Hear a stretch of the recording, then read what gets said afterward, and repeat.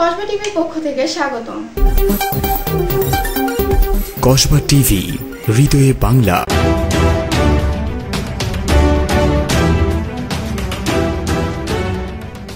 শিরোনাম নিয়ে সাথে আছি আমি শারমিন আক্তার। পাহাড় কাটা প্রতিরোধে ডিসিদের পদক্ষেপ নিতে বললেন পরিবেশ উপদেষ্টা। কসবায় বেশ কয়েকটি মামলা হয়েছে। কসবা টিভির ডেস্ক রিপোর্ট। এবারে জানিয়ে দিচ্ছি বিস্তারিত।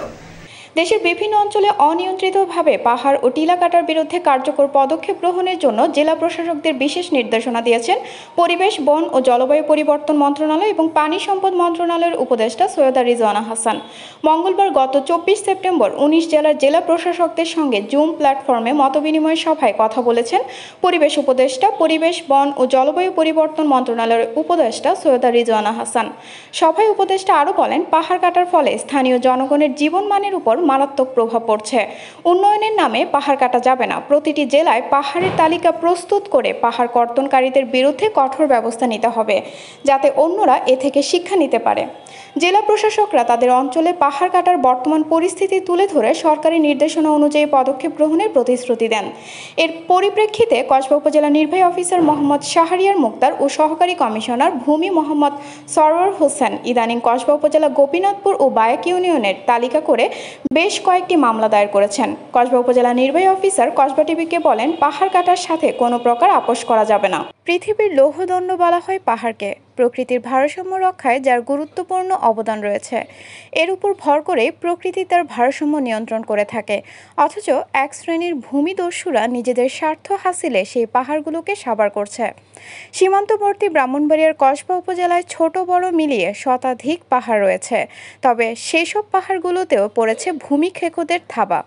নিজস্ব ফায়দা লুটতে পাহাড়ের মাটি কেটে বিক্রি, আবাসস্থল গড়ে তোলা সহ নানা স্বার্থে এসব পাহাড়গুলোকে নির্বিচারে বিলীন করে দিচ্ছেন। বেশিরভাগ সময়ে নিঝুম রাতে চলে বনাঞ্চলের আবৃতে ঘেরা পাহাড় কাটার ধুম। বিগত কয়েক বছরে এই অঞ্চলের প্রায় অর্ধেকের চেয়ে বেশি পাহাড় ও টিলা কেটে সমতল করা হয়েছে। এ নিয়ে স্থানীয় লোকজনের মাঝে চাপা ক্ষোভ থাকলেও প্রভাবশালীদের ভয়ে কেউ মুখ খুলতেও পারছেন না।